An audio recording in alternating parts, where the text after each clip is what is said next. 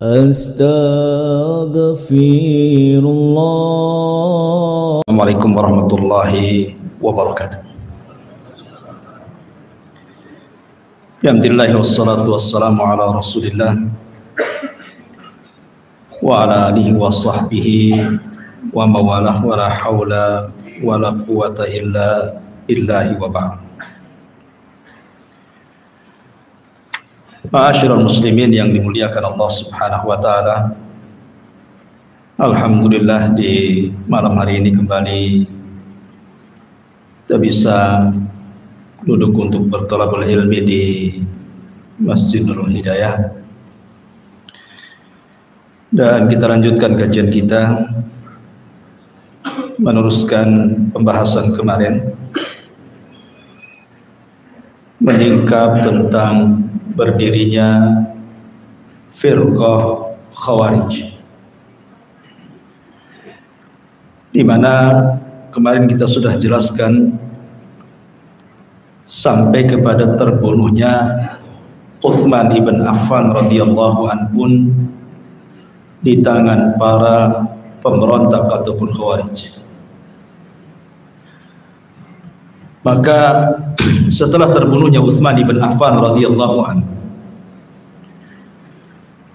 akhirnya kemudian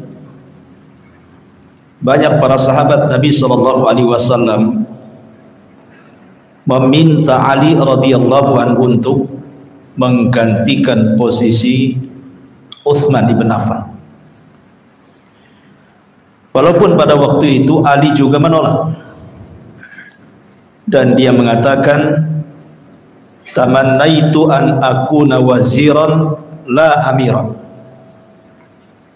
Lebih baik aku menjadi wazir, menteri, dibandingkan menjadi amir, pemimpin. Tapi kebanyakan para sahabat meminta Ali radhiyallahu an untuk menjadi khalifah sepeninggal Utsman ibn Affan radhiyallahu an. Maka Ali radhiyallahu an akhirnya luluh hatinya dan siap menjadi khalifah dengan satu syarat. Yang pertama membayat adalah seluruh orang-orang yang terlibat dalam perang Badar. Kalau orang-orang yang terlibat dalam perang Badar semuanya mau membayat, maka dia siap menjadi khalifah. Akhirnya kemudian sepakat seluruh veteran-veteran Badar siap membaiat Ali radhiyallahu an kecuali dua orang, Thalhah dan Zubair. Dia tidak hadir. Tetapi walaupun demikian, dua sahabat ini belakangan juga berbaiat kepada Ali radhiyallahu an sebelum meninggal keduanya. Artinya bahwa sebenarnya tidak ada satupun sahabat khilaf tentang kekhilafahan Ali. Yang membuat mereka berselisih itu, ketika Utsman ibn Affan radhiyallahu an meninggal dengan cara dibunuh secara sadis, maka ada sebagian orang yang menuntut darah Utsman. Salah satunya adalah Thalhah dan Zubair, serta Muawiyah yang ketika itu menjadi gubernur Syam. Tetapi kebanyakan para sahabat tetap mengangkat Ali menjadi khalifah, karena kekosongan khalifah itu berbahaya. Akhirnya kemudian dibaiatlah Ali radhiyallahu an menjadi khalifah keempat setelah Abu Bakar, Umar, kemudian Ali radhiyallahu an. Kalau kita melihat jarak kekuasaan Ali itu memang tidak lama, hanya 4 tahun 6 bulan saja.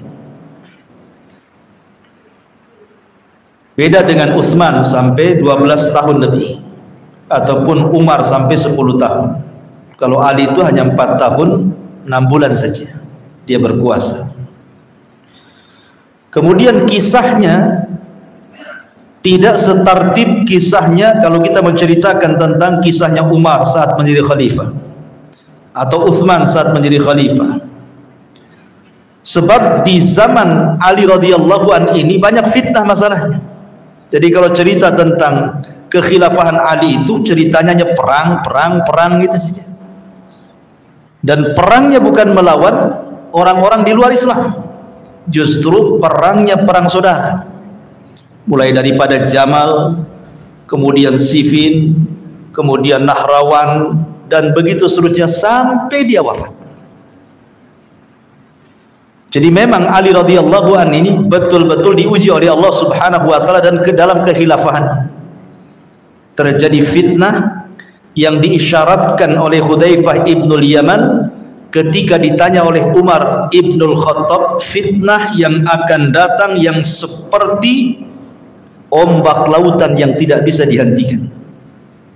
Kemudian Hudzaifah mengatakan, fitnah itu tidak akan terjadi wahai Amirul Mukminin. Kenapa? Karena pintunya dirimu, maksudnya Umar, kecuali kalau engkau sudah meninggal, maka pintu itu akan terbuka. Dan dimulai dari terbunuhnya Utsman. Di sini terbuka fitnah saling bunuh-bunuhan antar kaum muslimin. Baik, masyarul muslimin yang dimuliakan Allah Subhanahu wa taala. Adapun yang berkaitan dengan kisah Khawarij ini di zaman Ali radhiyallahu anhu, karena kan melembaganya di zaman Ali. Melembaganya Khawarij itu di zaman Ali. Ketika Muawiyah ibn Abi Sufyan radhiyallahu anhu dikirimi kain pakaian Utsman yang berlumuran dengan darah dan juga jari-jari istrinya yang terputus, maka oleh Muawiyah digantungkan kain yang berlumuran darah itu dengan jari-jari yang putus di mimbar Masjid Umayyah di sana di Syam. Sehingga kemudian orang-orang Syam mereka geram, kok bisa Utsman dibunuh padahal dia Khalifatul Islam, orang yang dijanjikan oleh Nabi SAW dari 10 sahabat yang masuk surga, orang yang membeli surga dengan Nabi SAW 2 kali, dan begitu seterusnya dari keutamaan yang banyak. Kok bisa dibunuh? Makanya kemudian Muawiyah ibn Abi Sufyan, ketika kemudian Ali radhiyallahu anhu mengutus orang untuk mengirim surat agar Muawiyah berbaiat kepada dia, dia tidak mau baiat. Bukan tidak mengakui kekhilafahan Ali, tidak. Muawiyah mengakui bahwa Ali jauh lebih afdal dibandingkan dirinya. Cuman urusannya karena Muawiyah ini adalah masih kerabatnya Utsman, sama-sama dari Bani Umayyah. Makanya Muawiyah itu sama persis idenya seperti Zubair dan Thalha. Urus dulu darah Utsman, baru cerita tentang baiat. Tetapi lain ijtihadnya Ali, lain pula ijtihadnya Muawiyah, Zubair dan juga Thalha. Ali tetap mengatakan baiat dulu saya.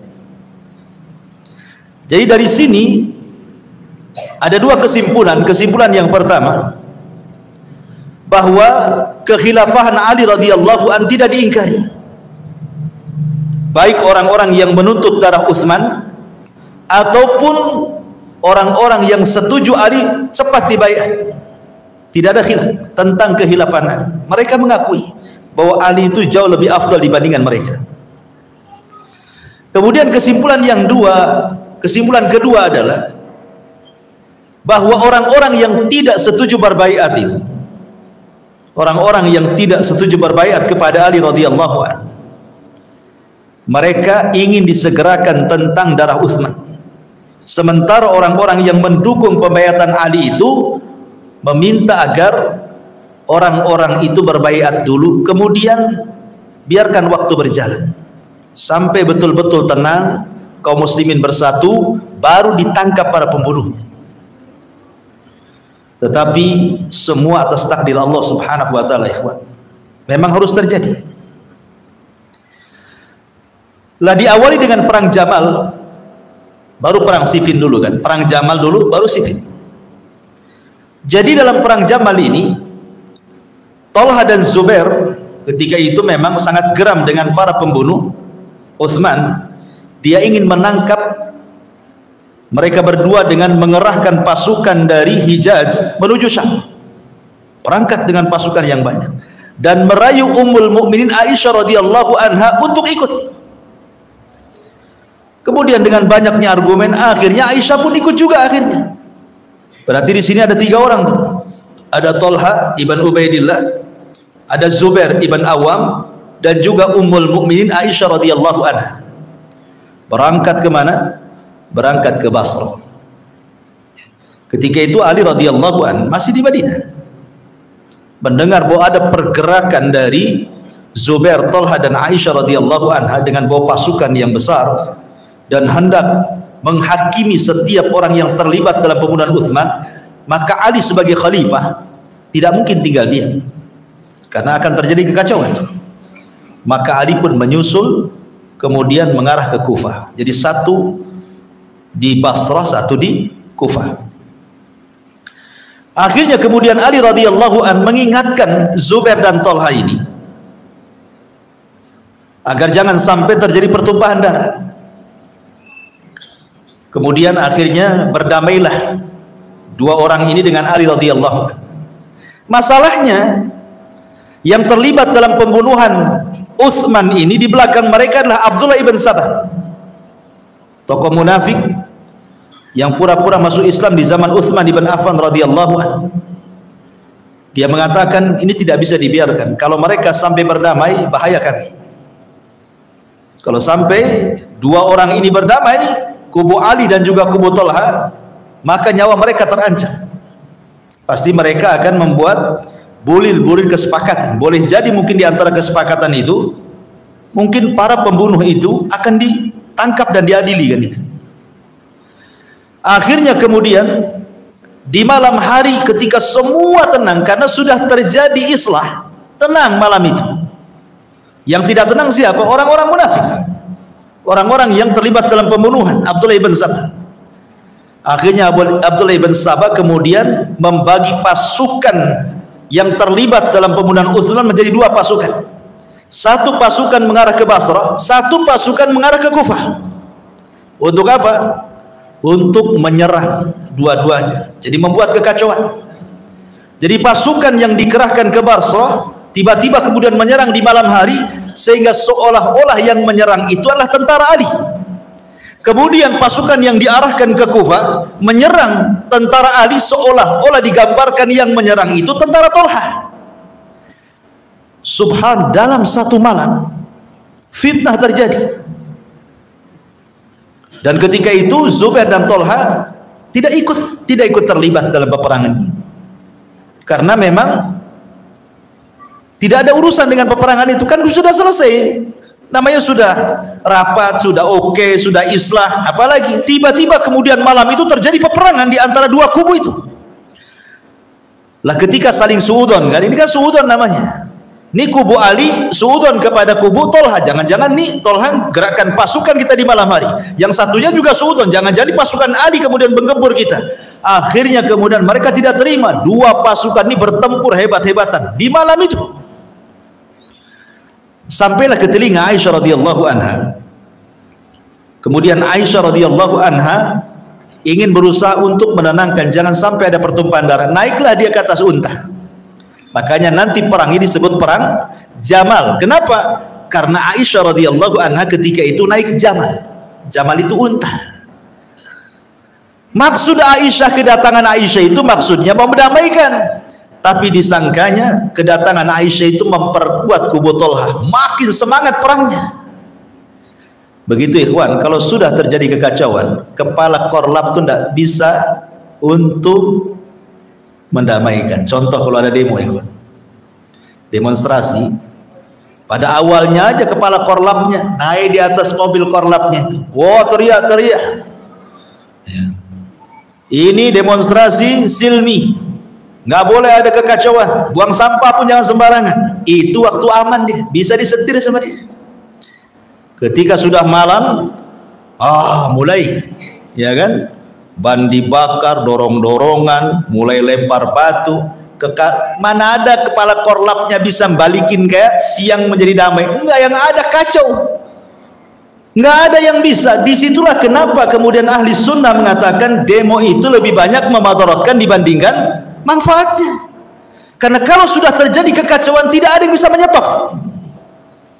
Aisyah sekelas Ummul Mukminin Aisyah radhiyallahu anha. Siapa yang tidak kenal Ummul Mukminin Aisyah radhiyallahu? Nggak bisa menyetop peperangan itu. Yang ada disangka datang memperkuat, malah makin kacau peperangannya. Makanya Ali radhiyallahu mengutus orang untuk menyelamatkan Aisyah, jangan sampai berada di pertempuran bahaya. Kemudian Zubair lepas tangan. Ini bukan tujuan dia lagi. Tujuan dia kan menangkap para pembunuh Utsman. Kok jadi perang melawan kubu Ali? Jadi sudah fitnah, Zubair tidak mau lagi. Akhirnya Zubair pun keluar dari peperangan. Tiba-tiba kemudian di tengah jalan ketemu orang dari kubunya Ali radhiyallahu anhu. Ya, Anda kemana engkau wahai Zubair? Ada yang mengatakan namanya Amr ibn Jurmuz. Jadi kata Zubair, aku tidak ikut-ikut dalam perang fitnah ini. Kata Amr ini, kalau begitu boleh saya nggak ikut dengan kamu? Nah, silahkan, saya pun tak suka dengan peperangan ini, dengan fitnah ini. Akhirnya 3 orang ini berangkat, Zubair, budaknya, sama Amr ibn Jurmuz ini. Rupanya ketika lengah, Zubair dibantai sama Amr ini, meninggal. Ya, ketika lengah dia sedang tidur di bawah pohon, dibantai. Kemudian dibantai itu dengan menggunakan pedang dia. Pedangnya Zubair. Dengan bangganya Ibn Jurmuz ini bawa pedang itu menghadap Ali radhiyallahu anhu. Kononnya memberitahu bahwa lawan politikmu sudah mati. Tapi Ali marah dan mengatakan, aku pernah mendengar Nabi SAW bersabda, Bashiri, kasih kabar gembira, ala qatil ibni Safiyyah bin nar. Kasih kabar gembira kepada pembunuh anak daripada bibi Rasul Safiyyah dengan neraka. Ketika Ali kemudian berteriak seperti itu, Amr takut kemudian lari karena takut dibunuh. Kemudian dia melihat pedangnya, demi Allah inilah pedang yang dia berperang bersama Nabi SAW. Kemudian dia menangis dan mendoakan kebaikan kepada Zubair. Lah Ali sendiri tidak bisa juga menyetop peperangan, sampai ketika kemudian betul-betul kubu Ali memenangkan peperangan itu, Tolha pun terbunuh di situ. Tapi sebelum dia meninggal, dia sempat berwasiat tentang baiat dia kepada Ali radhiyallahu anhu. Makanya Ali kemudian sangat sedih dengan kematian Tolha. Sudah kematian Zubair, kemudian Tolha lagi, dan itu adalah kan orang-orang yang dijanjikan masuk surga semuanya tuh. Dari 10 sahabat yang dijanjikan masuk surga, salah satunya Tolha dan Zubair, meninggal di perang Jamal. Masyurul muslimin, tentu dari arah Syam, Muawiyah tambah-tambahlah dia emosinya. Sudah terbunuhnya Utsman, dia juga marah. Dia dengar pula Tolha meninggal, Zubair pula meninggal, makin tak mau baiat sama Ali dia. Sementara ketika itu kan tentara yang paling kuat itu tentara yang ada di Syam, di wilayah Muawiyah. Akhirnya kemudian ketika Ali meminta Muawiyah untuk baiat, Muawiyah kekeh tidak mau. Lah ketika setelah terjadi perang Jamal ini, maka terjadi perang kedua kalinya, perang Siffin. Lah perang Siffin ini, ma'asyiral muslimin yang dimuliakan Allah Subhanahu wa taala, berperanglah antara kubu Ali dan Muawiyah. Kalau tadi kan kubu Ali, Tolha, Zubair dan Aisyah, ini kubu Ali dan Muawiyah. Ini sama-sama kuat nih. Ketika betul-betul bertempur, maka dari kubu Muawiyah semua mengangkat Al-Quran ke atas, minta damai supaya jangan banyak lagi pertumpahan darah. Akhirnya kemudian disambutlah permintaan damai itu, akhirnya terjadilah gencatan senjata. Dari sini Ali radhiyallahu anhu mengutus Amr ibn As. Kemudian dari kubu Muawiyah mengutus Abu Musa al-Ash'ari radhiyallahu anhu. Berundinglah 2 sahabat mulia ini, Amr ibn As utusan Ali, kemudian Abu Musa al-Ash'ari utusan Muawiyah ibn Abi Sufyan. Maka terjadilah bulir-bulir kesepakatan untuk dihentikan peperangan. Maka Ali pun senang, setuju, karena sudah tidak ada lagi pertumpahan darah. Maka tentara Ali yang 12.000 itu pulang menuju Kufah. Di tengah jalan inilah kemudian 6.000 pasukan Ali keluar. Inilah cerita awal munculnya Khawarij dan melembaganya Khawarij. Dari 6.000 ini keluar dari kubu Ali. Apa alasannya? 6.000 orang ini bukan orang biasa, ikhwan. Mereka disebut qurra. Maka disebut fitnah, disebut fitnatul qurra namanya. Apa qurra itu? Qurra itu pakar-pakar Quran. Makanya ketika Nabi SAW mensifati orang-orang Khawarij apa? Yaqra'unal Qur'an. Mereka membaca Al-Quran. Mereka pakar-pakar Quran, tapi Quran hanya sampai di tenggorokannya, tidak sampai di dadanya. Jadi mereka itu betul-betul pakar-pakar Quran tuh yang keluar tuh 6.000 orang tuh. Kemudian mereka akhirnya menyingkir dari pasukan Ali di mana? Di satu desa di pinggiran Kufah yang disebut dengan Harura. Disitulah kemudian mereka tinggal. Harura, yang kemudian tempatnya disebut Haruriyah. Sebagaimana ada seorang wanita datang kepada Aisyah radhiyallahu anha tentang bertanya soal apakah orang yang sholat diqadha. Ya. Aisyah radhiyallahu mengatakan aharuriyatin anti. Kau seorang Haruriyah? Maksudnya kau seorang Khawarij ya? Karena yang memahami sholat ada qadha itu orang Khawarij. Kata Aisyah radhiyallahu anha, kami hidup bersama Rasul, kami juga wanita pernah haid, tapi Rasul hanya merintahkan mengqadha puasa tapi tidak mengqadha sholat. Nah, Aisyah mengatakan aharuriyatin anti gitu. Karena memang orang-orang Khawarij ini awalnya mereka berkumpul di satu desa namanya Haruri di pinggiran Kufah. Disitulah mereka bergerak. Lah ketika itu Ali radhiyallahu an ditawarkan oleh Abdullah ibn Abbas radhiyallahu anhuma. Kata Abdullah ibn Abbas, wahai Amirul Mukminin, izinkan aku untuk berdialog dengan mereka. Kata Ali, jangan. Aku khawatir mereka akan membunuh. Kata Abdullah ibn Abbas radhiyallahu anhuma, tidak, aku hanya ingin menyampaikan kebenaran. Kalau mereka terima alhamdulillah, tidak terima aku balik lagi. Akhirnya Ali pun mengizinkan Abdullah ibn Abbas untuk menjumpai yang 6.000 pasukan itu yang keluar dari kubu Ali itu. Maka dia mengambil pakaiannya yang sangat indah sekali, yang bagus sekali, kemudian menghadap kepada orang-orang Khawarij yang ada di Haruri tadi. Ma'asyiral muslimin yang dimuliakan Allah Subhanahu wa taala, maka mereka mengatakan ketika datang Abdullah ibn Abbas itu, marhaban ya ibn Abbas, ma hadha?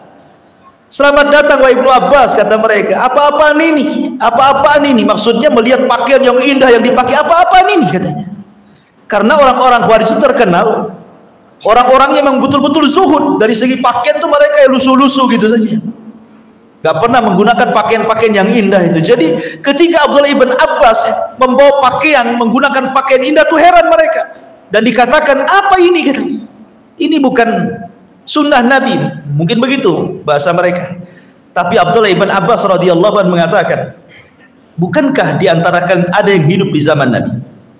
Nabi SAW pernah memakai pakaian khullatul yamani, pakaian yang indah yang berasal dari Yaman. Rasul pun pakai. Kenapa kalian larang? Bukankah Allah Subhanahu wa taala berfirman, "Qul man harrama zinatallah." Siapa yang mengharamkan zinatullah? Maksudnya pakaian indah. Allah tidak mengharamkan. Kalian jangan mengharamkan yang Allah haramkan.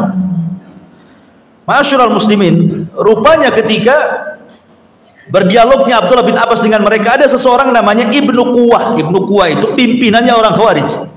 Ibnu Quwah namanya. Kata Ibnu Quwah, dia kumpulkan orang-orang Khawarij yang keluar dari tentara Ali itu. Dia khawatir kalau Ibnu Abbas itu datang bawa syubhat. Apa kata Ibnu Quwah di hadapan orang-orang Khawarij itu? Ya ma'syaral muwahhidin katanya. Ataupun ya ma'syaral mujahidin. Wahai orang-orang yang mentauhidkan Allah, wahai orang-orang yang ahli jihad. Nah, begitulah memang orang Khawarij. Mereka selalu mengklaim diri mereka para muwahhidin, ahli tauhid, yang lain bukan, yang lain tagut, dia yang ahli tauhid. Kan begitu ya? Ya, mereka itu seperti itu, yang lain tagut, dialah yang bertauhid. Makanya panggilan-panggilan mereka seperti itu. Ya ayyuhal muwahhidin gitu. Wahai orang-orang yang ahli tauhid, seolah-olah mereka yang ahli tauhid. Kemudian kata Ibnu Quwah, tahukah kalian siapa orang ini? Maksudnya Abdullah bin Abbas. Kalau kalian tidak tahu, saya kasih tahu katanya. Kemudian kata Ibnu Quwah mengatakan, sesungguhnya orang ini Maksudnya Abdullah bin Abbas radhiyallahu anhuma, laqad anzalallahu lahu wa fi qaumihi innahum qaumun khasimun. Innahum qaumun khasimun. Kalau kalian ingin tahu siapa orang ini, dia maksudnya Abdullah bin Abbas dan kaumnya orang-orang Quraisy, persis seperti yang Allah turunkan dalam Al-Quran, innahum qaumun khasimun. Mereka adalah kaum yang tukang debat. Nggak usah dilayan katanya. Sebenarnya nggak usah dilayan, nanti kena syubhat kalian katanya. Kemudian Abdullah bin Abbas radhiyallahu anhuma mengatakan, saya datang kepada kalian ingin berdialog. Kalau kalian terima, alhamdulillah. Tidak terima pun tidak ada masalah. Saya ingin tanya kepada kalian, apa yang membuat kalian keluar dari tentara Ali? Itu saja. Akhirnya kemudian mulailah mereka terbuka dan menanyakan kepada Abdullah ibn Abbas radhiyallahu anhuma syubhat yang ada di kepala mereka. Kenapa mereka sampai keluar dari Ali radhiyallahu anhu? Yang pertama, mereka mengatakan qalu hakamar rijal fi dinillah. Ali sudah membuat hukum manusia kepada agama Allah. Kemudian mereka mengatakan la hukma illallah, tidak ada hukum kecuali hukum Allah. Wa man lam yahkum bima anzalallah fa ulaika humul kafir. Siapapun yang tidak berhukum dengan hukum Allah, dia kafir. Ali kafir. Langsung dikafirkan. Ya. Kenapa mereka mengatakan seperti itu? Hakamar rijal fi dinillah. Karena Ali radhiyallahu anhu mengutus Amr ibn As, kemudian dari kubu Muawiyah mengutus Abu Musa al-Ash'ari. Dua sahabat inilah yang kemudian akhirnya memutuskan perkara peperangan, lanjut atau tidak. Rupanya tidak lanjut. Kemudian pasukan pun tidak ada yang kalah, tidak ada yang menang, masing-masing menghentikan diri. Ali pulang ke Kufah, Muawiyah pulang ke Syam, tanpa ada keuntungan dalam peperangan. Ini apa-apaan ya. Kemudian yang kedua, kita ini diajak perang sama Ali katanya. Diajak perang sama Ali. Yang diserang adalah orang-orang yang mengaku muslim dari kalangan Muawiyah. Kalau mereka adalah orang-orang kafir, kalau mereka orang-orang kafir, kenapa dihentikan peperangannya? Kalau mereka orang-orang kafir, kenapa dihentikan peperangannya? Kenapa ada perdamaian kita pulang ke Kufah? Ya. Tapi kalau mereka mukmin, maka dosa besar menyerang orang yang beriman. Antara dua ini, ya kan? Antara dua ini. Kalau mereka kafir, kenapa kita berhenti berperang? Habisi sajalah mereka. Kalau mereka mukmin, maka tidak boleh menyerang orang mukmin. Jadi apa-apaan Ali ini? Maksudnya mereka mengatakan seperti itu.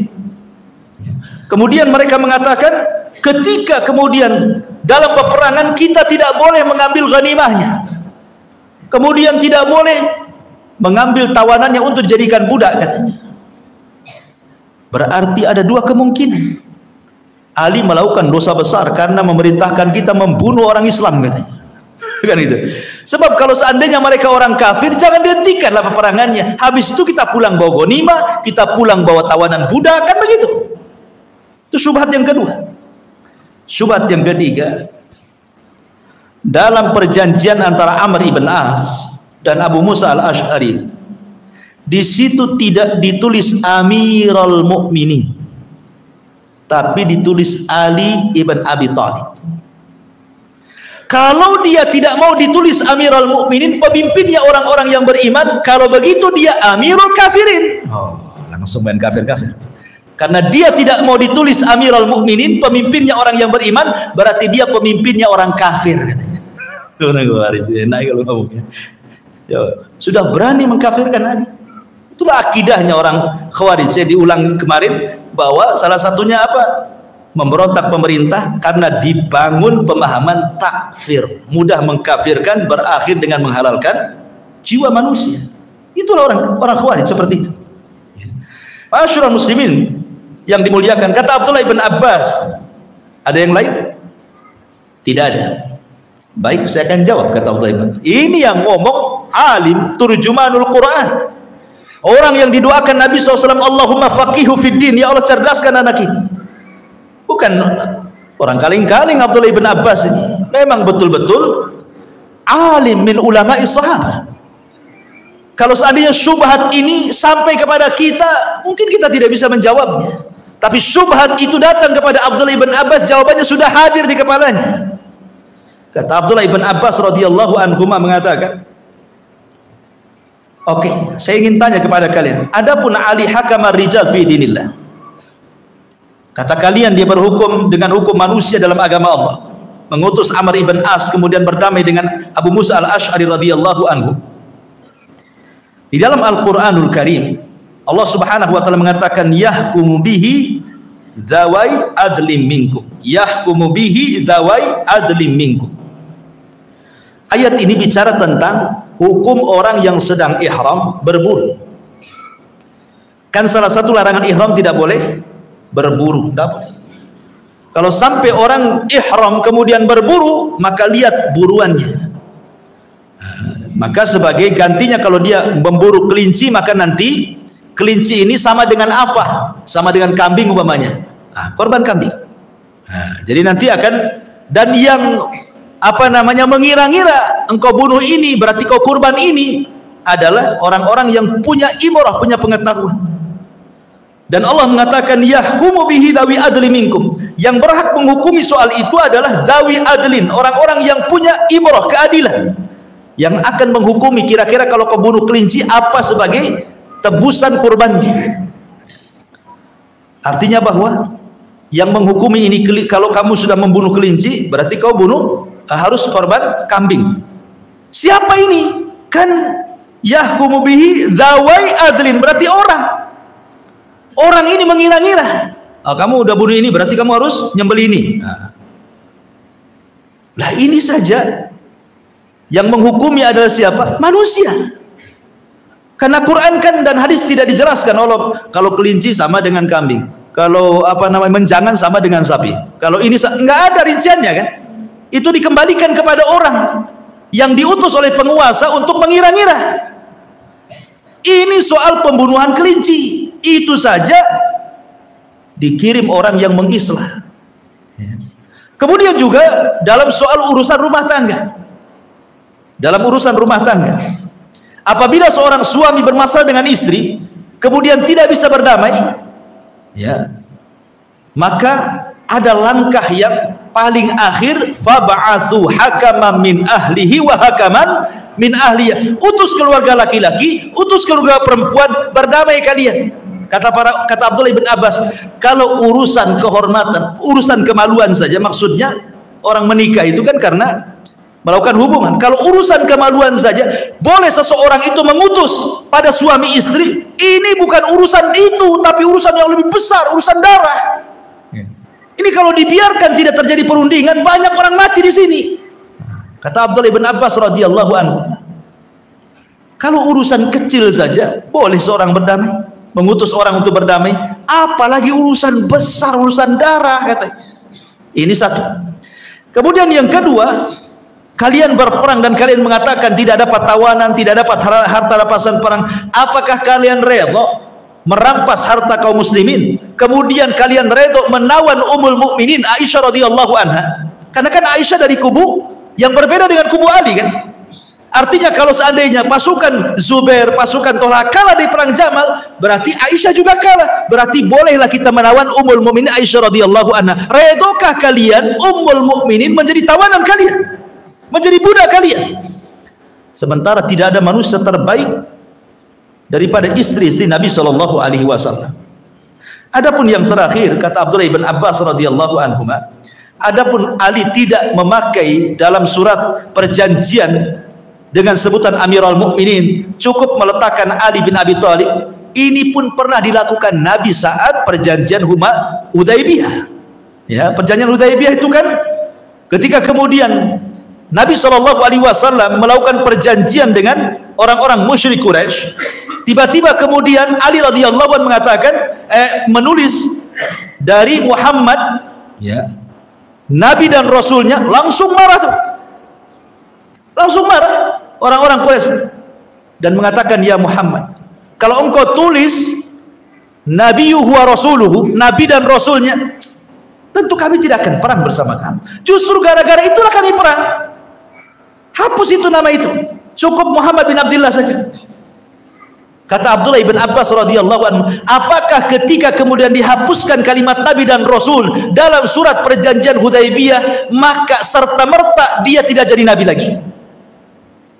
Nah, pertanyaannya, apakah ketika Rasul tidak menulis Nabi dan Rasul dalam surat perjanjian Hudaybiyah itu berarti dia bukan Nabi lagi? Kan tidak, tetap Nabi, tetap dia Nabi dan Rasul kan, hanya namanya saja dia ditulis di situ. Sama dengan Ali, apakah ketika tidak dicantumkan Amirul Mukminin lantas kemudian dia tidak menjadi Amir lagi? Tidak, dia tetap Amirul Mukminin, hanya di pucuk kertas itu saja tidak ditulis, itu pun demi perdamaian. Sejak itulah sebagian besar orang Khawarij keluar ya, dari Harura kembali kepada kubu Ali radhiyallahu an. Hanya sisa 2000 yang bertahan di situ. Tidak mau. Makanya ma'asyiral muslimin yang dimuliakan Allah azza wajalla, obat mujarab untuk menyembuhkan syubhatnya orang-orang Khawarij bukan ditangkap, bukan dipenjarakan, bukan disiksa, apalagi kemudian eksekusi mati. Itu yang mereka cari. Mereka senang itu. Mereka sangka dengan disiksa, ditangkap, dipenjara, disakiti sampai dibunuh, oh itu syahid kali itu. Bukan itu penanganannya, tapi harusnya bukan hanya sekedar ditangkap, utus para ulama, berdialog, cabut syubhatnya, jelaskan kesesatannya, jelaskan otaknya, isi otaknya itu keluarkan. Itu caranya sebagaimana Ali radhiyallahu anhu mengutus siapa? Mu'adz bin Jabal. Dalam riwayat Musnad Ahmad, bukan hanya Abdullah bin Abbas radhiyallahu anhuma, bahkan Ali pun mendebat mereka. Jadi ketika ada orang-orang Khawarij menemui Ali radhiyallahu an, kemudian naik ke atas mimbar, kemudian berteriak, la hukma illallah, la hukma illallah, katanya, tidak ada hukum kecuali hukum Allah. Maka Ali radhiyallahu mengatakan, kalimatu haqqin urida bihal batil. Betul kalimatnya, tapi kehendaknya bukan seperti itu tafsirannya. Akhirnya kemudian Ali radhiyallahu an mengatakan, sini kalian, maunya kalian apa? Kemudian mereka mengatakan, la hukma illallah, tidak ada hukum kecuali hukum Allah.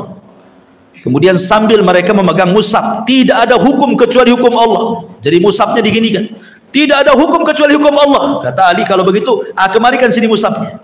Diambilkan mushafnya, kata Ali, hei mushaf, berhukumlah kau untuk kami, katanya. Kata orang-orang Khawarij, ya Ali, mushaf tidak bicara, bukan begitu caranya, katanya. Kami yang menghukumi mushaf itu, katanya. Dia orang-orang Khawarij ya. Kemudian Ali bertanya, apa syubhat kalian? Maka dikatakan seperti syubhat yang ditanyakan kepada Abdullah ibn Abbas, dan Ali pun kemudian menjawab seperti jawaban Abdullah ibn Abbas, karena perkara ini perkara terang, semua tahu jawabannya. Artinya bahwa Abdullah ibn Abbas berusaha untuk kemudian mengeluarkan orang-orang Khawarij dari syubhatnya itu. Tapi karena memang syaitan sudah masuk di kepalanya, yang 2000 orang ini tidak mau kembali.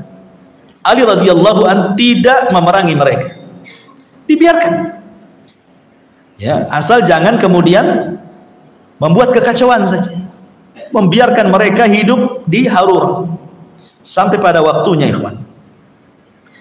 Ketika kemudian tiba-tiba ada seseorang sahabat, putra daripada sahabat, namanya Abdullah ibn Khabbab ibn Arad, sahabat, putra sahabat. Khabbab ibn Arad ma'ruf, seorang sahabat Nabi SAW, Ashabus Suffah ya.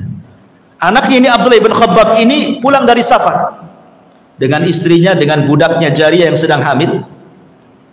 Lewatlah kemudian melintas di Harura, ketangkap sama orang Khawarij, ditangkap. Kemudian ditanya, ya Abdullah ibn Khabbab, pernahkah engkau mendengar hadis dari Nabi SAW? Bukankah kau sahabat Nabi? Karena orang-orang Khawarij itu tidak ada sahabat satupun ya, mereka tidak ada sahabat satupun, mereka orang-orang baru ya, yang tidak punya pemahaman, jadi tidak tahu kehidupan para sahabat Nabi.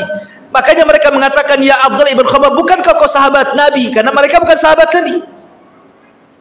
Pasti kau pernah mendengar hadis dari Nabi. Coba sampaikan satu hadis untuk kami, katanya. Maka Abdullah ibn Khabbab menceritakan hadis Rasul tentang fitnah, bahwa orang yang di rumah lebih baik daripada orang di luar, bahwa orang yang duduk lebih baik daripada orang berjalan, begitu seterusnya. Sampai akhirnya mereka bertanya kepada Khabbab soal Abu Bakar dan Umar. Akhirnya kemudian mereka marah, seolah-olah Abdullah ibn Khabbab ini menjawab tuduhan dan juga berusaha menyerang orang-orang Khawarij yang menangkapnya. Mereka tidak sabar, akhirnya dibunuhlah Abdullah ibn Khabbab. Kemudian istrinya sampai jariahnya yang sedang hamil itu dibelek perutnya, kemudian diambil bayi dilempar ke lautan. Ketika mereka sudah mulai menghalalkan darah kaum muslimin, darah sahabat ditumpahkan sampai dibedel perutnya jariah, sampai dilempar ke laut itu bayinya itu. Kabar ini sampai kepada Ali. Makanya saya katakan di awal, definisi Khawarij berawal dari memberontak kepada pemerintah, tidak mengakui pemerintah Ali. Kemudian yang kedua mengkafirkan, yang ketiga menghalalkan darah. Nah, ini membunuh Abdullah ibn Khabbab sampai kepada Ali. Maka ketika kemudian kabar ini sampai kepada Ali radhiyallahu anhu, Ali tidak bisa karena mereka sudah mulai membunuh, menghalalkan darah. Maka dikirimlah pasukan besar oleh Ali radhiyallahu an, diseranglah orang-orang Khawarij, terjadilah perang yang disebut dengan Nahrawan. Perang Nahrawan. Ma'asyiral muslimin yang dimuliakan Allah azza wa jalla. Lah setelah kemudian habis, subhanallah, Allah takdirkan dalam peperangan ini tentara kaum muslimin tidak banyak yang meninggal. Tidak banyak meninggal. Justru tentaranya orang-orang Khawarij ini hampir kebanyakan mereka dibantai habis 2000 orang. Kecuali sedikit yang lari yang akan menjadi cikal bakal orang Khawarij setelahnya. Tapi hampir semuanya dibasmi. Bayangkan. Mungkin yang dikirim ini pasukan khusus kan itu ya.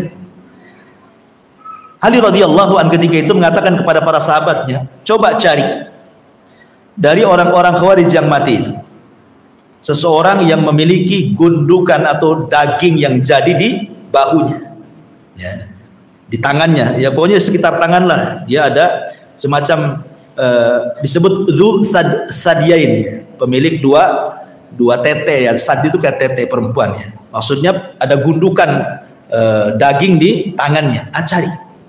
Cari ada enggak gitu. Aku dicari-cari dari jenazah-jenazah orang-orang Khawarij, ketemu. Subhanallah, ketika ketemu langsung sujud Ali. Kenapa? Karena mencocoki hadis Nabi SAW bahwa engkau akan diperangi oleh orang-orang Khawarij, di antara mereka adalah pemilik daging tumbuh di tangannya. Makanya betul, oh ini maksudnya sabda Rasul cocok dengan apa yang dia perangi gitu ya.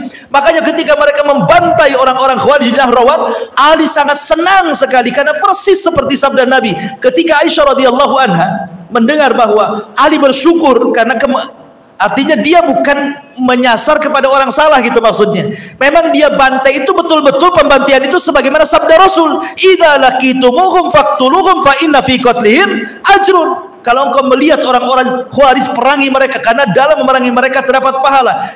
Ketika ada orang yang ciri-cirinya seperti itu, memang mereka adalah Khawarij yang disabdakan Rasul. Makanya Ali dengan bangganya langsung sujud dan mengatakan alhamdulillah katanya. Aku bukan memerangi orang salah katanya. Makanya ketika Aisyah mendengar Ali sujud, dia pun mengatakan sodaqo Ali, Ali benar. Ma'asyiral muslimin yang dimuliakan Allah Subhanahu wa taala. Lah dari sini ikhwatu fiddin muliakan Allah azza wa jalla, memang orang-orang Khawarij itu dari dulu suka merongrong pemerintah. Merongrong pemerintah. Dan subhanallah dari awal mukadimah saya katakan, tidak ada satu firqah yang sesat dalam Islam yang banyak riwayat-riwayatnya secara marfu kepada Rasul dan semuanya hampir sahih kecuali bicara tentang firqah Khawarij. Kalau firqah-firqah yang lain tidak ada hadisnya. Kecuali mungkin Qadariyah saja ya. Ya Qadariyah, Majusi hadihil ummah kan itu ya. Tapi hadis-hadis Khawarij ini sampai 18 hadis semuanya menceritakan tentang sifat-sifatnya. Apa sifat-sifat mereka? Secara singkat dalam hadis Nabi SAW, yang pertama hudatsa'u al-asnan. Hudatsa'ul al-asnan, muda-muda. Orangnya muda-muda kayak antum anak-anak muda. Ya. Makanya kalau kita lihat pengeboman di negeri-negeri Islam dan juga kita lihat di negeri kita kan, mulai bom Bali dan begitu seterusnya lah, banyak kali pemboman di negeri kita ini. Para pelakunya rata-rata anak muda. Tidak ada orang bom bunuh diri itu kakek-kakek, itu nggak ada. Pernah antum dengar berita yang melakukan bom bunuh diri usianya 80 tahun? Ngapain meledakkan diri? Nggak diletakkan mau mati juga dia. Nah, jadi rata-rata anak-anak muda. Ya, karena anak-anak muda ini kan labil, ya kan? Mungkin susah kerja, ya, banyak masalah, diputus cinta. Bagus juga nih. Bisalah saya dapat bidadari kalau mati kan. Ya, itu kan jalan pintas tuh modelnya. Makanya kemudian sifat yang kedua, sufahaul ahlam, anak muda tapi jahil, menang semangat gitu ya, tapi tak ada ilmu. Kemudian juga yaquluna min khairi qaulil bariyah, ciri mereka adalah mereka suka mengucapkan dengan sebaik-baik perkataan, maksudnya firman Allah Azza wa Jalla. Mereka akan berdalil tuh ikhwan. Makanya kalau kita lihat web-webnya orang-orang itu, ya, orang-orang Khawarij itu, subhanallah, itu berserak ayat-ayat Al-Quran itu yang berkaitan dengan pemahaman mereka tentang keutamaan jihad gitu ya, keutamaan mati syahid, macam-macam. Makanya betul kata Ali radhiyallahu an, kalimatul haq urida bihal batil, persis seperti yang dikatakan Ali. Kalimatul haq yang mereka sampaikan itu hak, Quran, sunnah, betul, tentang keutamaan jihad, keutamaan syahid, nanti masuk surga tanpa hisab, akan diberikan bidadari. Itu semua riwayat-riwayatnya terkadang sahih, apalagi dicantumkan ayat-ayat Al-Quran kan. Makanya Ali mengatakan kalimatul haq, betul kalimatnya, tetapi urida bihal batil, yang dikehendaki dengan kalimat itu kebatilan, karena mereka tafsirkan sendiri. Mereka tafsirkan sendiri. Artinya bahwa kelompok sesat pun pakai Quran kan? Kelompok sesat pun pakai hadis Nabi sallallahu alaihi wasallam. Tapi jawabannya kalimatul haq urida bihal batil.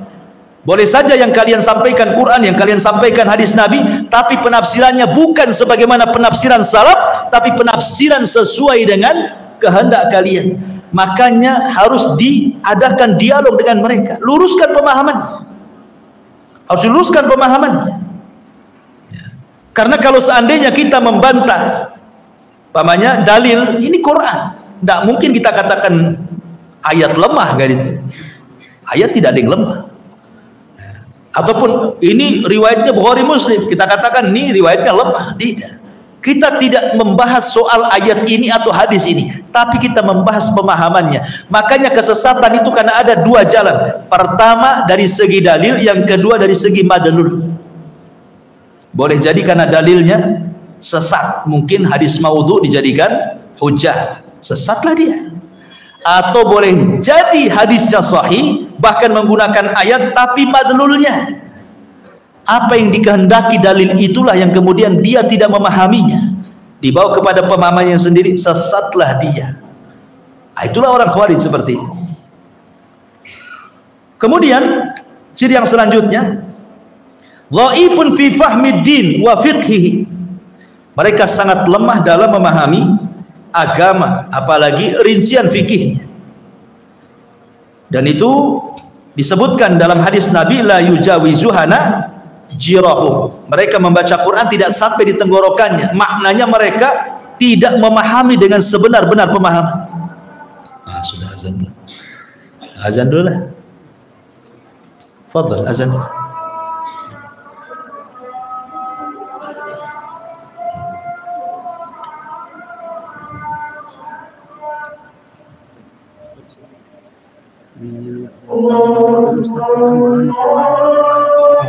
Pas istirahat.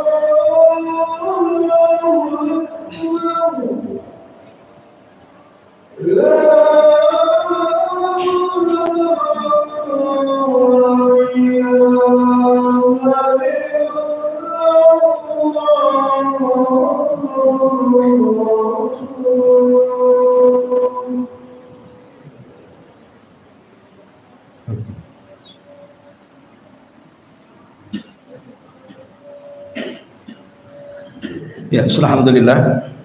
Kemudian selanjutnya di antara ciri-ciri mereka adalah yukthiruna minal ibadah. Mereka luar biasa ibadah. Bahkan di malam hari mereka membaca Quran itu seperti kadawi an-nahl, seperti suara tawon. Kalau malam itu mereka luar biasa baca Quran. Dahi-dahi mereka hitam karena banyak sujud. Persis seperti yang disabdakan Nabi SAW bahwa laisa salatukum ila salati. Tidak ada artinya salat kalian dibandingkan salat mereka.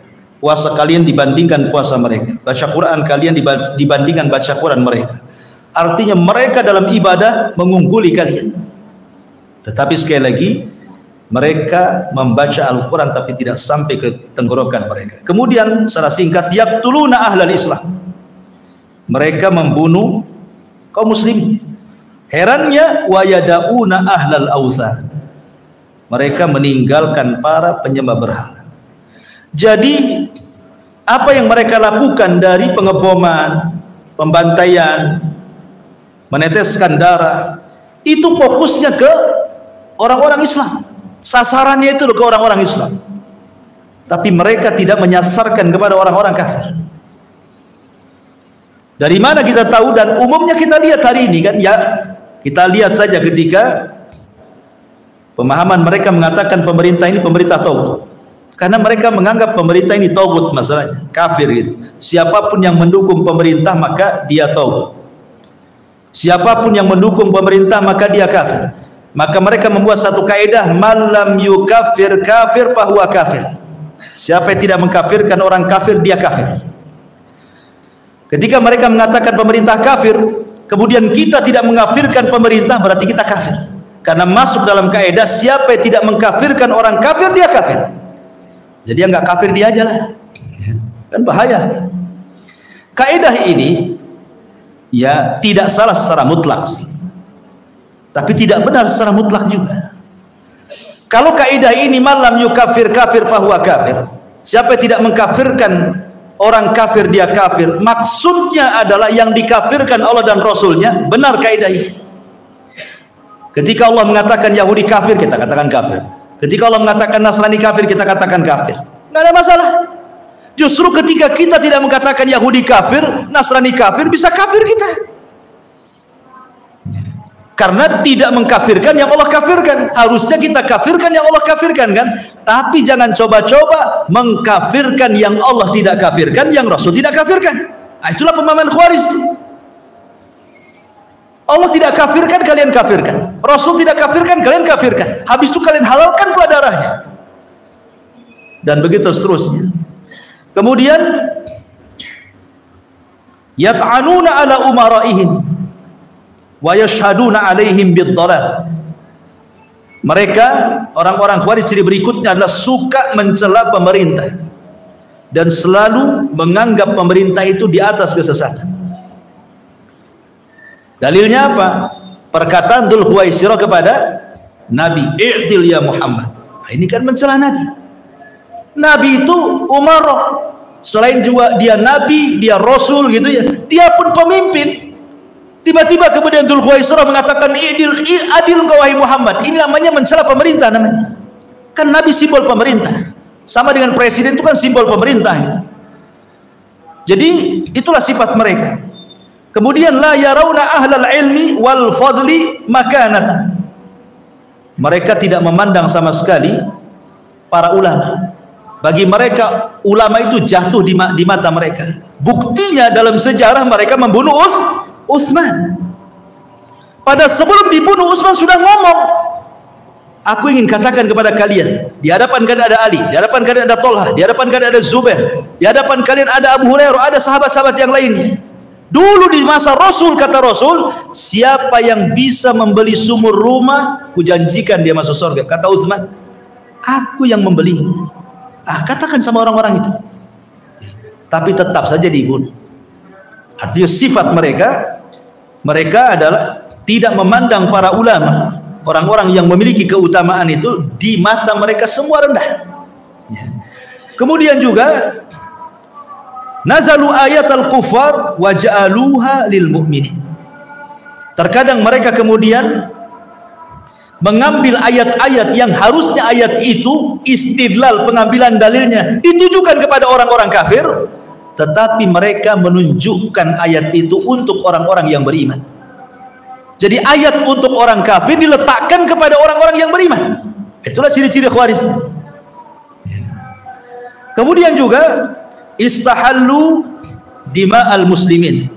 Ini ciri yang menonjol juga, mereka menghalalkan darah kaum muslimin. Ya, makanya lihat kisah Ali yang tadi saya ceritakan. Ketika Ali radhiyallahu an berhasil kemudian memberantas mereka di Nahrawan sehingga tidak banyak lagi yang tersisa. Akhirnya yang tersisa ini dendang ke sungai. Berkumpullah orang-orang itu.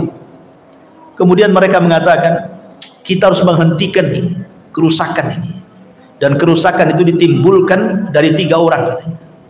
Dari Ali radhiyallahu an, dari Amr ibn As, dari Muawiyah bin Abi Sufyan. Mereka mengatakan kalau 3 orang ini meninggal istirahat dunia katanya. Kemudian Abdurrahman bin Mulzam mengatakan, baik, kalau begitu biar saya menghabisi Ali. Yang lain mengatakan saya menghabisi Amr bin As.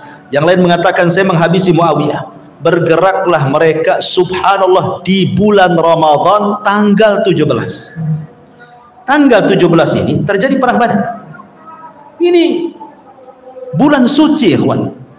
Kemudian di tanggal bersejarah lagi perang Badar 17. Bergerak nih 3 kelompok ini, satu dipimpin Abdurrahman bin Mulzam, dan yang satunya lagi, kemudian yang satunya lagi dipimpin sama teman-teman yang sama-sama Khawarij. Berangkat yang satu ke Irak, yang satu ke Syam. Ya kan? Akhirnya Ali radhiyallahu an itu sebelum dia terbunuh dia merasakan bahwa dia akan mati. Suatu ketika Ali radhiyallahu an pernah sakit parah. Ya, pernah sakit parah. Kemudian Ali mengatakan kepada Hasan dan Husain, walaupun aku sakit separah ini, saya tidak akan mati, kata Ali. Karena aku mendengar Nabi SAW bersabda kepadaku bahwa kematianmu adalah ketika ada darah yang muncrat dari tengkuk dan membasahi janggutmu. Kalau janggutmu penuh dengan darah, dari darah yang muncrat dari tengkukmu, disitulah kau mati. Jadi ketika Ali sakit parah itu, Ali mengatakan, jangan menangis kalian wahai keluargaku, aku tidak akan mati sekarang. Karena Rasul pernah bersabda kepadaku, kematianku apabila janggutku berlumuran darah dari darah tengkukku. Kan lagi sakit, kan gak ada darahnya. Makanya Ali yakin dengan sabda Rasul, dia tidak akan mati. Karena Rasul sudah mengatakan kematiannya seperti itu. Makanya kemudian 3 hari sebelum wafatnya Ali banyak berpuasa, terkadang berbuka di rumah Hasan, terkadang berbuka di rumah Husain, dan dia hanya makan sedikit. Ketika ditawarkan makan banyak, tidak, aku ingin berjumpa dengan Allah dalam kondisi aku lapar. Betul ketika di waktu fajar dia hendak mengimami sholat subuh kan, karena di zaman itu pemimpin negara juga pemimpin sholat ya. Jadi berangkat dia sholat subuh, rupanya dihadang oleh Abdurrahman ibn Mulzam dengan cara licik kan, ditusuk dari belakang dengan pisau atau pedang yang sudah dilumuri racun selama 7 hari 7 malam. Setiap malam dikasih racun pedang itu selama 7 hari 7 malam tuh. Dan itu pengakuan Abdurrahman ibn Mulzam saat ditangkap ya. Jadi saat ketika Ali sudah ditusuk gitu ya, kemudian darah berceceran ketika hendak salat subuh, kemudian diselamatkan. Kemudian Ali radhiyallahu berpesan kepada putra-putranya Hasan dan Husain dan mengatakan, bisa kau datangkan yang menusukku. Maka ditangkaplah Abdurrahman bin Mulzam, dihadapkan kepada Ali. Kemudian Ali bertanya, kenapa kau membunuhku gitu maksud? Apa maksud kau membunuhku? Ya, maka Abdurrahman ibn Mulzam dengan bangkanya kemudian dia mengatakan, karena di mataku engkau adalah seburuk-buruk manusia. Kemudian dia membacakan Al-Quran. Ingat Abdurrahman bin Mulzam itu hafal Quran, dia pakar Quran, hafal Quran. Orang Khawarij kan dikit-dikit Quran kan itu. Makanya ketika orang-orang Sabaiyah hendak membunuh siapa? Utsman bin Affan, apa kata dia? Sambil Qurannya dikalungkan di leher, inna hadza amara bihadza man la yu'minu bihadza, katanya. Itu bahasanya. Sesungguhnya loh, ini loh Quran yang dikalungkan di dadaku, dia yang menyuruh untuk membunuh orang ini, maksudnya Utsman, karena dia tidak beriman dengan ini, katanya. Jadi membunuh Utsman itu atas nama Quran, sama dengan membunuh Ali juga atas nama Quran. Karena Ali tidak berhukum dengan hukum Allah, maka dia kafir, maka engkau seburuk-buruk manusia, katanya. Dan aku sudah sediakan pedang 7 hari 7 malam, sudah kuracuni, katanya. Kata Ali radhiyallahu anhu mengatakan kepada Hasan atau Husain, jangan sakiti Abdurrahman bin Mulzam, jangan kau sakiti ya. Kalau seandainya aku hidup, aku yang akan mengqisasnya. Tapi kalau aku mati, bunuh dia dan jangan dimutilasi, dan jangan bunuh kawan-kawannya ya, cukup dia saja. Lihat bagaimana rahmatnya Ali radhiyallahu anhu ya, dia tidak dendam kan. Kalau kita mungkin yang nyakiti kita, kalau bisa berlipat-lipat tuh dia dapat azab tuh kan. Karena Ali disesuaikan, bunuh dia tapi jangan kalian cukup bunuh saja ya. Ma'asyiral muslimin yang dimuliakan Allah azza wa jalla, akhirnya Ali pun meninggal dunia, ditusuk di hari Jumat. Kemudian 2 malam dia sempat koma gitu bahasanya, baru di hari Senin dia meninggal. Persis seperti Nabi SAW juga meninggal di hari Senin. Abu Bakar meninggal di hari Senin ya.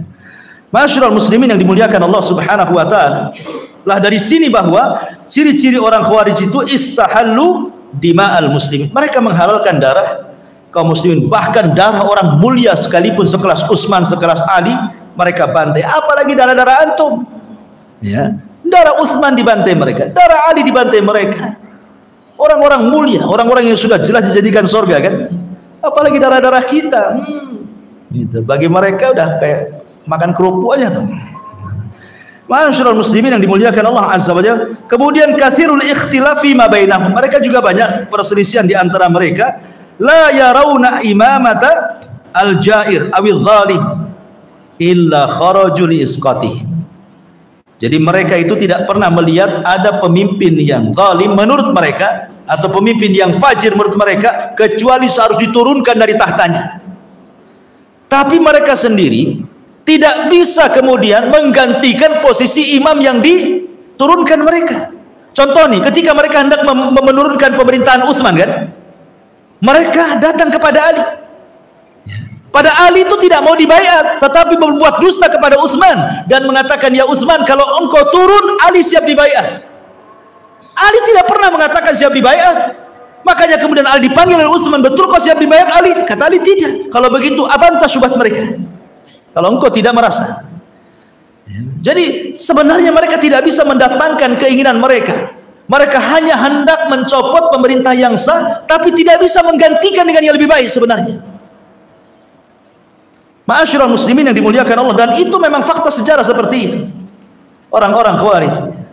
Ma'asyiral muslimin yang dimuliakan Allah Azza wa Jalla, intinya bahwa yang harus dipahami tentang poin-poin orang Khawarij ini, kalau antum mendapatkan orang yang mengajak untuk memberontak kepada pemerintah, ataupun sudah mulai mengkafir kafirkan pemerintah, mentogut-togutkan pemerintah, atau kemudian membela orang-orang yang melakukan bom bunuh diri, atau siap melakukan aksi bom bunuh diri, hati-hati, berarti sudah terpapar pemahaman Khawarij.